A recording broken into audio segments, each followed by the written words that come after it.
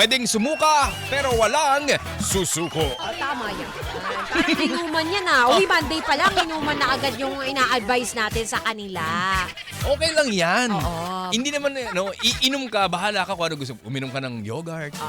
Ay, healthy living ka na ngayon. Alam mo, Nilusot speaking of talaga yun. healthy living, ang dami na yata ngayon talaga nagtatransition into a healthier lifestyle. Correct. Pansin mo, dati ang ating fineflex kung ano-anong mga material na bagay.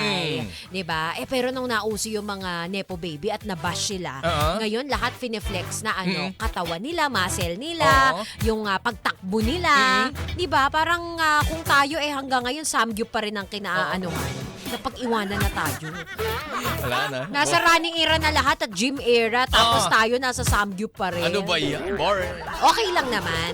Pero bawiin mo rin kasi pag too much ang mga kababuyan, kamit, sa mga lalaki nang uso yung uric acid, di ba? Hoy, sa lahat yan, ha?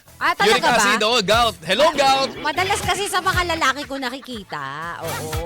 Kahit pala sa... Bakit? Ano ba yan? Lahat yun. Ganon. Oo. Baka ako to nagsasalita, meron din ako. Meron tayo niyan lahat. Kasi lalo kapag ang kinakain natin laging processed foods, mga laman loob, yan, alak na walang humpay. Siyempre, dapat drink moderately. Pero pag wala ka disiplina, talagang asahan mo na at expect mo na magkakaroon ka, matataas ang iyong uric acid papuntang gout. Kala ko papuntang langit. Huwag muna. Doon ka muna tapay sa gout.